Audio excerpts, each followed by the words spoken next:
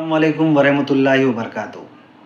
वक्त गुज़र गया, मशगूलियत बढ़ गई, मसरूफ़ियत भी बढ़ गई। उठता हूँ नींद से, किसी ने तकलीफ़ दी तो, फिर सो जाता हूँ गहरी नींद में, किसी ने रिश्वत दी तो। सही कहा ना दोस्तों। मैं बात कर रहा हूँ कोल्हापुर की रज़ा जामा मस्जिद के बारे में। जी हाँ दोस्तों, कोल्हापुर की रज़ा जामा मस्जिद को जो समाज कंटकों की तरफ से तकलीफ़ पहुंचाई गई, जो समाज कंटकों की तरफ से उस मस्जिद की इज़्ज़त को तार-तार किया गया, उसका हमें दुःख हुआ, तकलीफ़ हुई।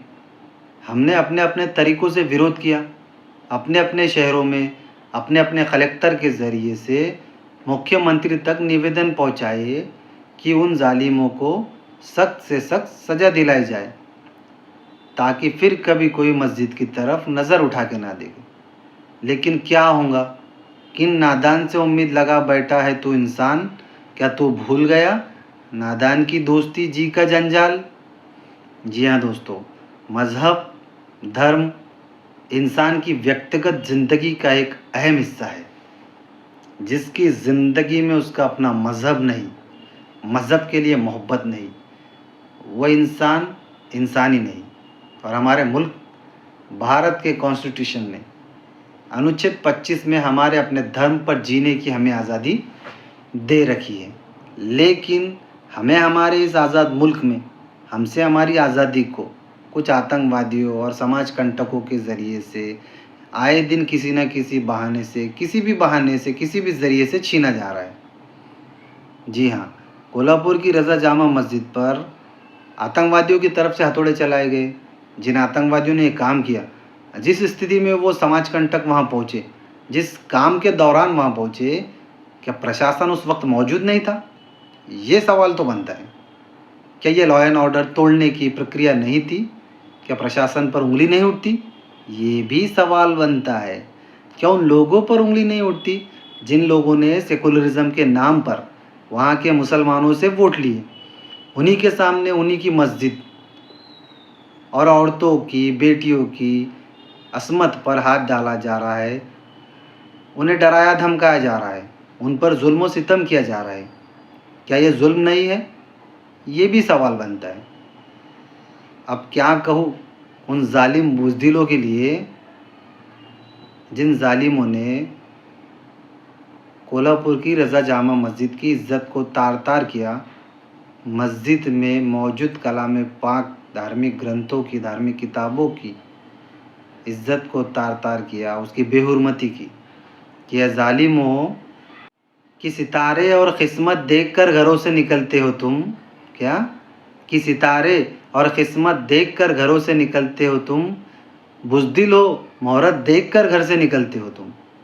याद रखना है ज़ालिमों, कोल्हापुर की मस्जिद पर तुमने हथौड़े चलाए, इंशाअल्लाह कुदरत एक दिन तुम्हारी ज़िंदगी पर हथौड़ा चलाएंगी। जिन मुसलमानों पर अपनी ताकत के बलबूते पर जुल्म करते हो, जुल्म व सितम करते हो, एक दिन पूरी दुनिया को चलाने वाली ताकत तुम्हें ज़मीन में धंसा देंगी इंशाअल्लाह। अब इन सब बातों के बीच में एक सबसे बड़ा सवाल तो उन लोगों पर भी बनता है जो लोग इलेक्शन के वक्त सेकुलरिज्म का चोला पहन कर आते हैं। उन लोगों से भी एक बात कहूँगा जो चंद रुपयों की खातिर अपने ज़मीर को बेच देते हैं। यार कभी अकेले में तन्हा बैठकर इस मामले में सोचो, इस हालात के बारे में सोचो। जिन लोगों को तुमने वोट करने लगाए थे या वोट किया था, क्या उन लोगों से उम्मीद की जा सकती है, क्या उनसे उम्मीद है कि जिन्हें हमने भर-भर के वोट करके पार्लियामेंट में भेजा, क्या उन लोगों से उम्मीद है कि वो लोग पार्लियामेंट में जाकर इस मुद्दे पर आवाज़ उठाएंगे कि किसी भी मस्जिद या किसी भी धार्मिक स्थल को जो क्षति पहुंचाने वाला कानून था, जो पहले सेक्शन 295 के नाम से पहचाना जाता था, अभी वो 298, 299 हो गया है। क्या उसमें एक नया प्रावधान जोड़ने का वो लोग प्रस्ताव रखेंगे कि नहीं रखेंगे कि उस कानून के ज़रिए में हाल ही में जो सज़ा है, उससे भी सख्त सज़ा होना, इसका प्रावधान को जोड़ेंगे या ना जोड़ेंगे? क्या उनसे कोई उम्मीद बाकी है? क्या उनसे कुछ उम्मीद लगा सकते हैं क्या? दिल पर हाथ रख कर बोलना, ऐसी आवाज़ सिर्फ वही लगा सकता जो उस मज़हब को मानने वाला हो, जिसकी मस्जिद की इज्जत पे हाथ डाला गया हो, जिनकी बहू बेटी को डराया गया हो, धमकाया गया हो, उन पर जुल्म व सितम किया गया हो। जिसको तकलीफ़ होती है ना, दर्द का एहसास उसी को होता है और दर्द की आह भी उसकी ही निकलती है। इसीलिए सवाल उठता है उन लोगों से और इसीलिए कहा जाता कि जिन पार्टियों को आप वोट करते हो उनसे अपना हक लो, अपनी क़ियादत को मजबूत करो। कुछ अरसे पहले एक आवाज़ महाराष्ट्र से गूंजा करती थी, उसे भी वहाँ तक पहुँचने नहीं दिया।